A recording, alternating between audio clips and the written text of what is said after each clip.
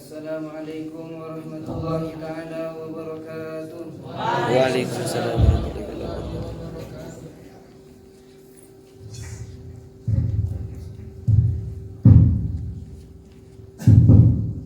Assalamualaikum warahmatullahi ta'ala wabarakatuh. Waalaikumsalam warahmatullahi wabarakatuh. Assalamualaikum warahmatullahi ta'ala wabarakatuh. Waalaikumsalam warahmatullahi wabarakatuh. Alhamdulillahilladzi ba'atha nabiyyana Muhammadan sallallahu alaihi wasallam rahmatan lil anam wa ikhtassahu bi syari'atin samhatin mushtamilatin 'ala al-hikam wal ahkam. فجعل أمته أفضل وأكرم وأجل وخير الأمم التي أخرجت للناس يأمرون بالمعروف وينهون عن المنكر بنصر الملك العلام. وصلى الله على سيدنا محمد نور الأكرم المبعوث الأكرم الممنوع سر النور والقلم صاحب الأخلاق والقيام وعلى آله وصحبه وسلم. Amma ba'du, alhamdulillah, segala puji bagi Allah yang telah mengumpulkan kita semua untuk bisa menyebut-nyebut baginda Nabi Muhammad sallallahu alaihi wasallam. Pertama yang saya ingin sampaikan yaitu rasa takzim dan hormat kita semua kepada sesepuh kita semua dan kepada guru-guru kita semua dan kepada orang-orang tua kita semua, yaitu lebih khususnya Ustaz Taufik, Ustaz Salah dan juga takmir masjid, dan juga kepada Ustaz Agus dan juga kepada takmir masjid beliau ini. Namanya Bapak Jamal ya. Namanya Bapak Jamal, apa dia Jamal itu tampan. Kalau dilihat Bapak takmir ini sangat tampan ini. Beliau Bapak Jamal ini suka bercanda sama saya. Tadi di waktu saya pas nyampe sini naik motor, karena ketinggalan mobilnya udah berangkat semua, saya naik motor terpaksa. Pas nyampe ke depan masjid, beliau langsung tersenyum, geleng-geleng kepala. Angel. Masya Allah beliau. Bapak Jamal, saya tahu nama beliau barusan. Tadi ditanya, Ustaz, Bapak, Ustaz itu siapa yang biasa jadi imam di sini? Ustaz Agus, Ustaz. Kalau takdirnya siapa Pak? Kalau takdirnya saya. Siapa nama Bapak? Bapak Jamal. Beliau, saya ini adalah ayah daripada Cak To, Ustaz. Cak To belum ngasih tahu ke sampean? Belum, Ustaz. Sakitnya tuh di sini. Kecewa saya, Ustaz. Saya enggak jago ayahnya sama Ustaz Salah. Sama Ustaz Salah. Sama-sama sama Cak To. Beliau adalah takmir masjid, beliau adalah orang yang rajin mengerjakan sholat berjamaah. Semoga beliau dipanjangkan umurnya beliau. Dan beliau ini masih jomblo sekarang. Beliau masih jomblo sekarang. Minggu kemarin beliau bilang ke saya masih jomblo tadi.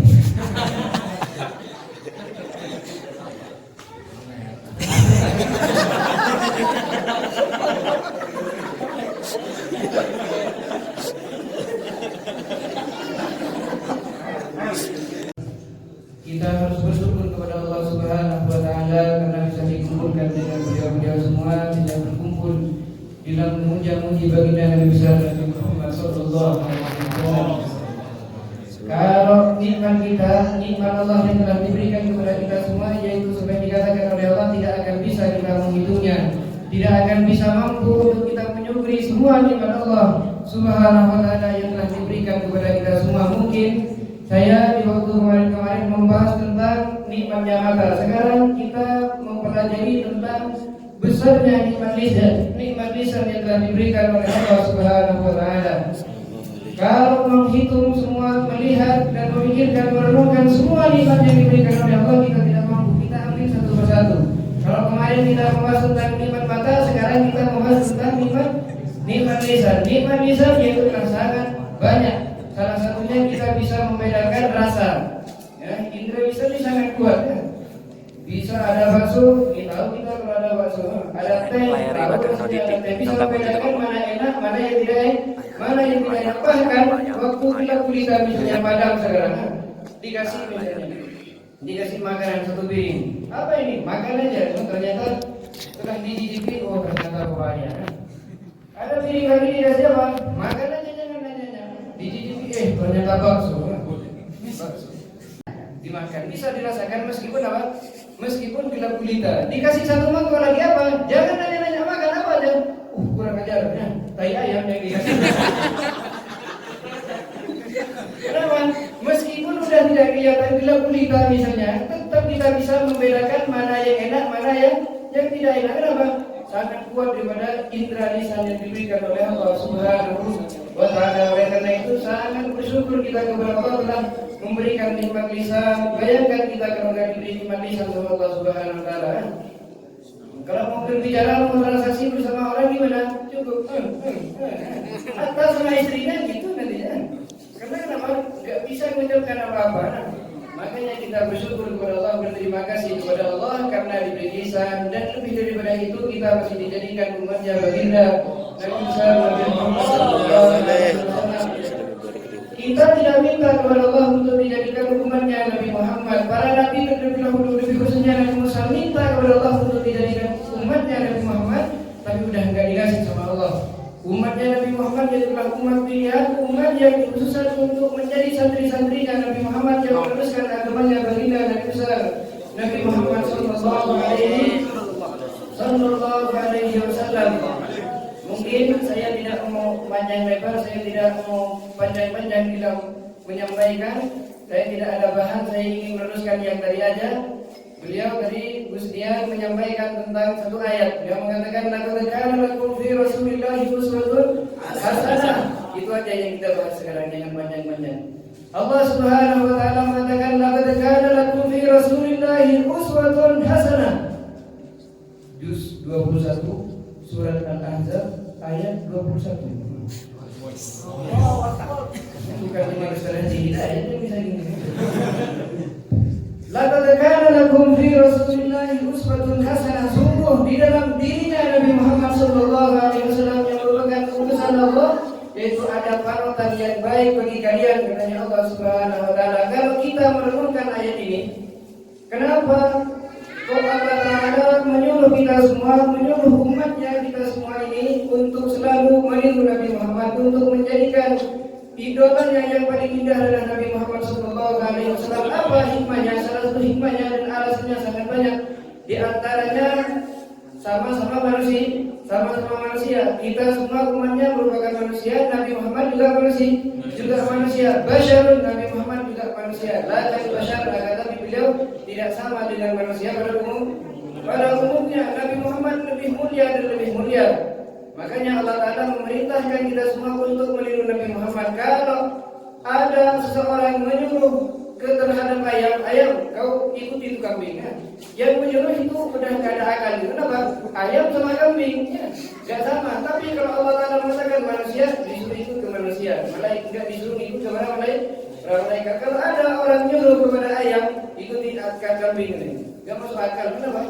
Orangnya berarti sudah agak gila. Kenapa? Ayam sama kambing. Ayam dia mulai, kambing gak pernah dia mulai. Nah, kita sama Allah Subhanahu wa Ta'ala disuruh nyuruh mengikuti Nabi Muhammad sallallahu alaihi wasallam, sama-sama manusianya. Allah Ta'ala tidak merintahkan kita untuk mengikuti para malaikat. Kenapa? Karena itu mengandung daripada hikmah. Allah Ta'ala mengatakan kullu kana fil ardi malaikatun. Seandainya di muka bumi itu ada para malaikat, penghuni bumi itu adalah merupakan malaikat yang yamshuna fil ardi, yang mereka semua berjalan di muka bumi mutmainnin dalam keadaan tenang. Dan nazzalna alaihim minas sama'i malakan rasula. Niscaya seandainya atau niscaya adanya utusan yang dibuat oleh aku, yang disuruh berbangunan adalah seorang manusia, sama-sama seorang malaikat. Berhubung adanya penduduk bumi adalah manusia, maka sama Allah Subhanahu wa Ta'ala diutus seorang utusan yang sangat mulia, yang menjadi Nabi akhir zaman, yaitu baginda Nabi besar Nabi Muhammad sallallahu alaihi wasallam sesama manusianya. Baru itu dikatakan masuk akal. Basyarun, karena Nabi Muhammad juga dikatakan manusia. La kal basyar, akan tapi Nabi Muhammad tidak sama dengan manusia pada umumnya. Gimana la kal basyar? Kalau dikatakan la kal basyar, kalau manusia ya semua manusia sama aja, semuanya kuratan, enggak sama. Nabi Muhammad lebih mulia. Kalau kita tidur mata kita merem, Gak bisa melihat, hati kita juga tidur. Tapi kalau hati Nabi Muhammad SAW itu kan yakin hukum dan tidak mati kain dari dalam jadami. Jangan mungkiri wahyu yang diterima oleh Nabi Muhammad dalam mimpi bahwa karena sesungguhnya beliau mempunyai hati apabila kedua matanya tidur, hatinya tidak tidur. Beda dengan kita. Oleh karena itu dikatakan lakan besar Nabi Muhammad gak sama dengan manusia pada umumnya. Kalau keringatnya Nabi Muhammad SAW yaitu sangat dingin, sangat wangi, sangat harum, semerbak wanginya. Apa keringatnya baginda besar Nabi Muhammad SAW disebutkan Nabi Muhammad tidur di rumahnya Ummu Sulaim. Beliau adalah salah satu mahramnya Nabi Muhammad. Kemudian beliau tidur tidak pakai baju. Salah satu sunnahnya Nabi Muhammad kalau tidur tetap pakai baju. Kenapa? Biar bajunya nggak cepat rusak. Dengan syarat apa? Nggak banyak perempuan di samping kita ya. Kalau banyak perempuan di samping kita, jangan tidur telanjang, jaga pelaturan gimana ya. Nabi Muhammad SAW tidur, nggak pakai baju, tutup aurat. Kemudian Nabi Muhammad keringatan. Kenapa kok keringatan? Karena di waktu itu cuaca sangat panas. Di kota Madinah panasnya panas ya. Bukan cuma panas-panas seperti di Madinah jangan. Kemudian Ummu Sulaim mengambil keringatnya Nabi Muhammad SAW. Setelah diambil Nabi Muhammad terbangun. Apa yang kau kerjakan wahai Ummu Sulaim? Dia mengatakan, ya Rasulullah, saya ambil keringatnya engkau. Saya akan masukkan ke dalam pewangian kita ya Rasulullah, dan keringatnya engkau adalah sebaik-baiknya pewangian yang kita miliki. Nah, itu keringatnya siapa? Keringatnya Nabi Muhammad SAW. Itu kekhususan Nabi Muhammad, beda dengan keringat kita. Kalau keringat kita tuh ada pohon, kau pohon. Singkong kalau ditaruh di keringat kita jadi tapai dia 2 hari. Tapi enggak, kalau Nabi Muhammad SAW keringatnya sangat harum. Harum semerbak wanginya Nabi Muhammad sallallahu alaihi wasallam. Tangannya Nabi Muhammad kalau dicium, yaitu berada masih wanginya itu berapa hari, masih 3 hari, 1 minggu masih melekat di hidung kita. Seperti yang dikatakan oleh siapa? Oleh Sayyidina Anas bin Malik, beliau mengatakan seperti yang diterangkan di kitab Al-Mawahibul Laduniyah.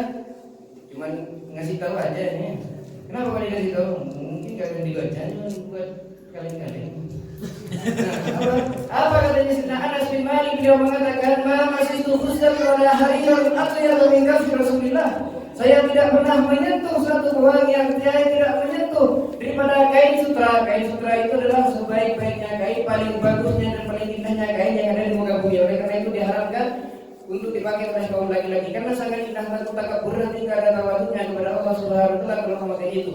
Intinya adanya kain sutra yaitu adalah sebaik-baiknya kain yang ada di muka bumi. Sayyidina Anas bin Malik beliau mengatakan, saya tidak pernah menyentuh satu kain sutra aliyana min kafir Rasulullah yang mana adanya kain sutra tersebut masih dikatakan lembutnya dan wanginya oleh tangannya dan harumnya tangannya baginda Nabi besar Nabi Muhammad sallallahu alaihi wasallam, yang mana tangannya Nabi Muhammad itu yang sangat harum disebut oleh Al-Quran. Allah Taala mengatakan, wala taj'al yadaka maghlulatan ila unubik. Wahai Muhammad, jangan jadikan tangan engkau itu terbelenggu terhadap leher engkau, wahai Muhammad, katanya Allah Subhanahu wa taala. Kalau kita bersalaman dengan Nabi Muhammad, maka di tangan kita akan membekaskan yang namanya pewangian. 1 minggu, 2 minggu tetap enggak hilang tuh adanya wanginya Nabi Muhammad sallallahu alaihi wasallam. Tapi Nabi Muhammad meskipun udah harum, udah tampan, udah wangi itu bau badannya Nabi Muhammad, tetap beliau masih melakukan dan kebiasaannya beliau, salah satu sunnahnya beliau tetap memakai yang namanya minyak wangi.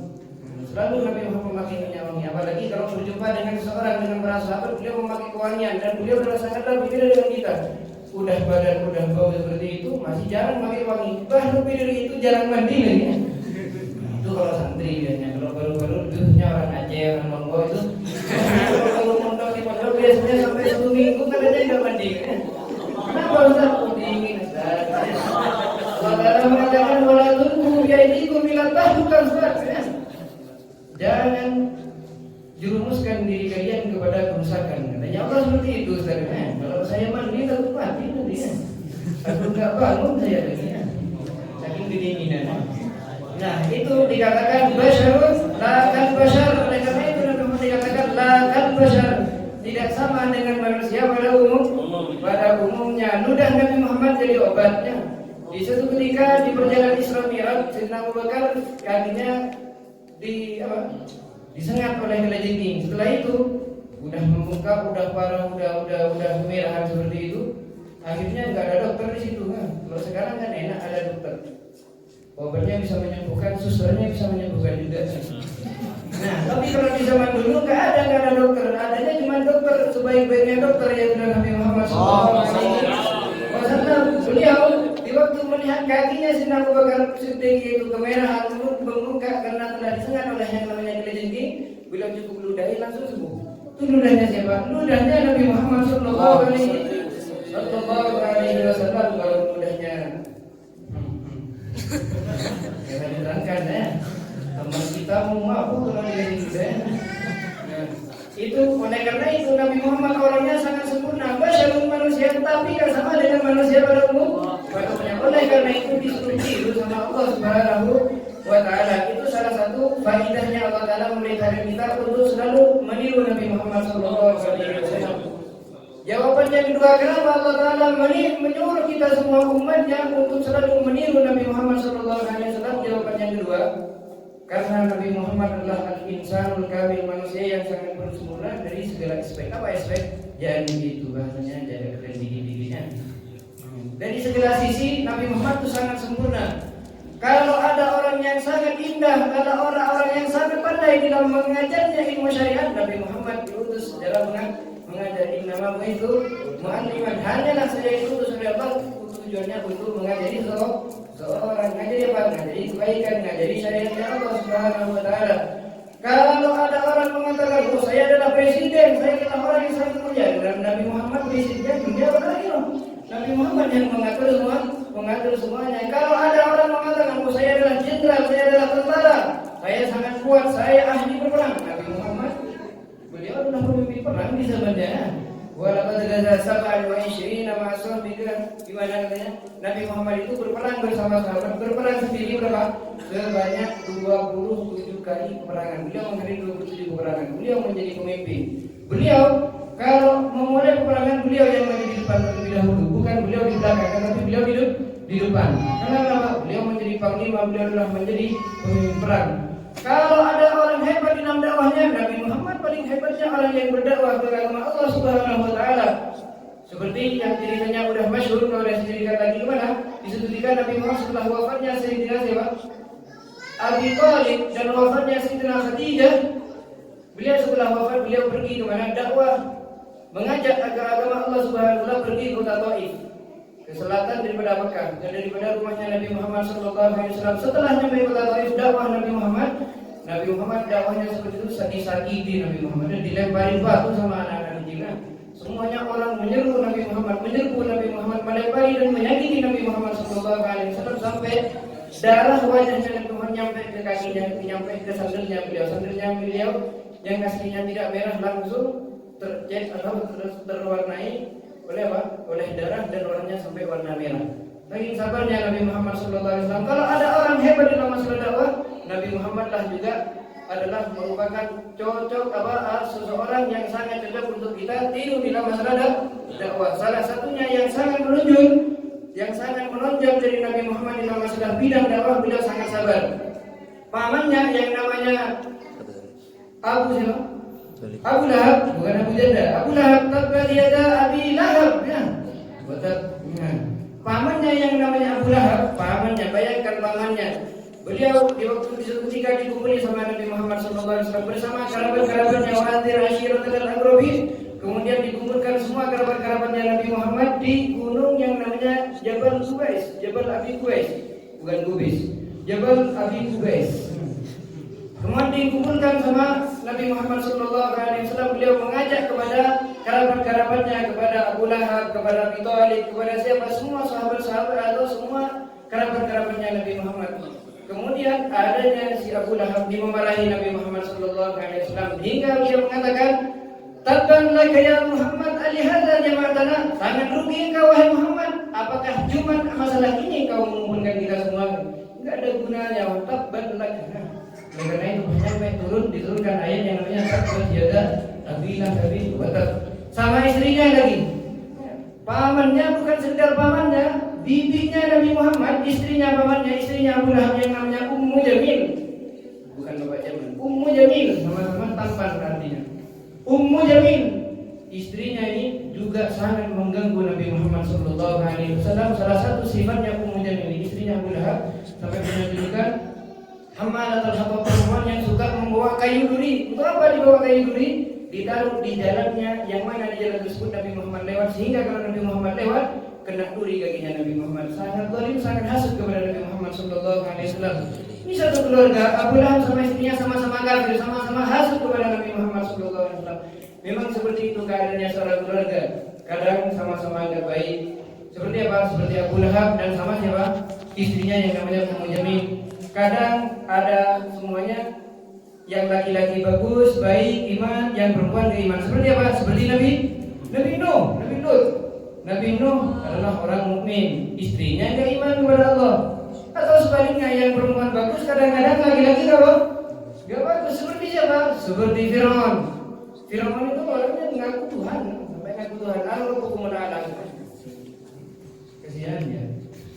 Nah, istrinya siapa? Istrinya namanya Sayyidatuna Asia. Sayyidatuna Asia ini perempuan yang sangat hebat, perempuan yang sangat iman kepada Allah Subhanahu wa ta'ala. Ada juga satu keluarga itu yang sama-sama iman, yang sama-sama bagus. Seperti Sayyidina Ibrahim alaihi salam, sama-sama bagus. Pertanyaannya, kita pilih mana?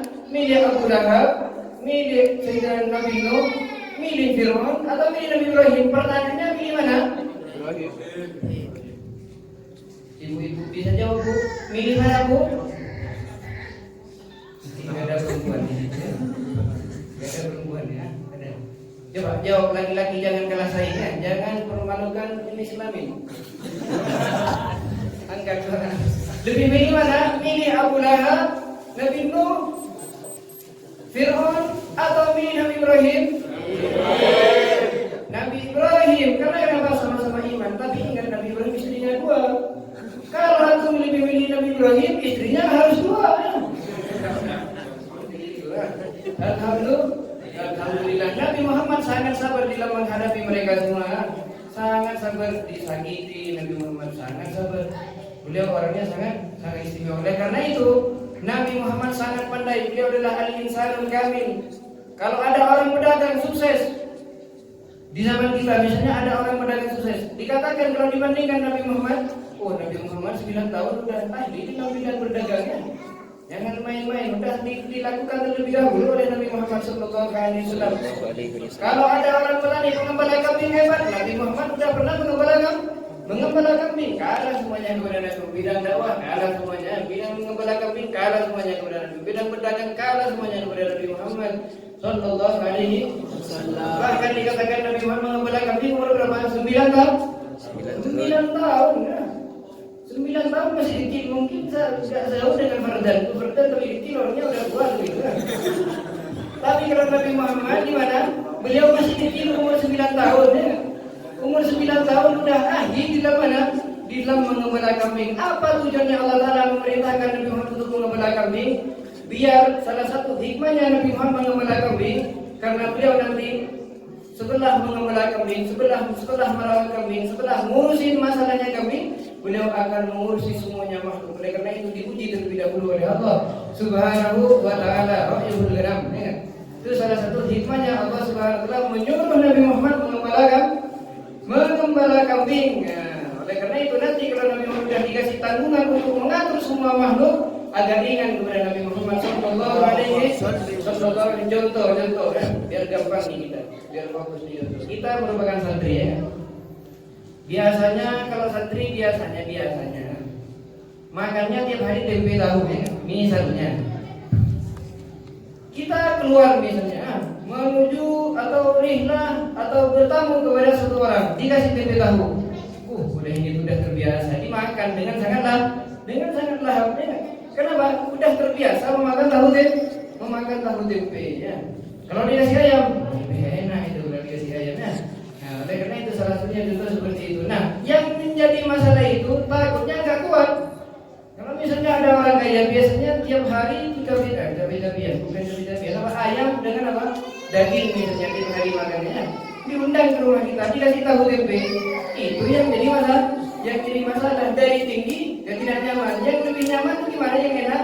Dari rendah menuju lebih tinggi. Oleh karena itu Nabi Muhammad diatur, diurus oleh Allah, diterbiah oleh Allah Subhanahu wa taala terlebih dahulu sebelum mengatur, sebelum merawat yang namanya semua makhluk, beliau diperintahkan oleh Allah untuk merawat kambing terlebih dahulu biar beliau ini terbiasa dan sangat sabar dalam menghadapi tanggung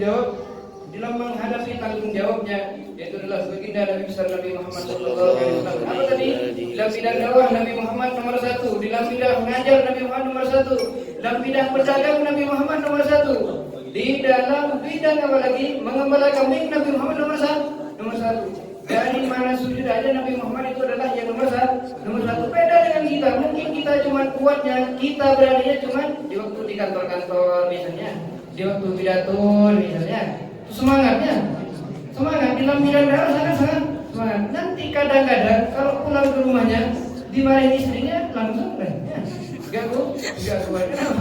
Enggak kuat 100%. Bukan al-insanul kamil, tapi Nabi Muhammad menghadapi istrinya bukan cuma 4, bukan cuma 3, 4. Istrinya sangat ada berapa? 9. Yang ditinggal wafat sama Nabi Muhammad ada 9. Itu semuanya Nabi Muhammad mampu untuk mengatur beliau semua. Enggak, Nabi Muhammad kan dikatakan apa? Laki-laki yang takut istri. Beda dengan kita. Kadang-kadang di antara kita ada yang takut kepada istri. Nah untuk kita yang harus diatur istri, bukan istri yang atur ibu nggak suka, bukan seperti itu ya. Insya Allah suka ya. Kenapa? Biar nggak takut kepada yang namanya haram. Ceritanya dikatakan dalam syariat kalau laki-laki takut istri hukumnya haram. Bukan cuma bisa mengatakan tonggoku semangatku ya. Seperti itu. Tetanggaku yang menjadi penyemangatku kalau istri nggak bisa menjadi penyemangatku, kan seperti itu ya. Gimana caranya? Harus diselesaikan dengan sangat indah. Contohnya seperti apa yang kamu istri topiknya? Kalau kita mengatakan semuanya naudzubillah. Jadi ini yang bisa kami sampaikan. Lebihnya mohon maaf yang sebesar-besarnya kalau ada perkataan yang kurang sopan, ada perkataan yang agak lancang, mohon dimaklumi dan minta maaf sebesar-besarnya. Assalamualaikum warahmatullahi wabarakatuh.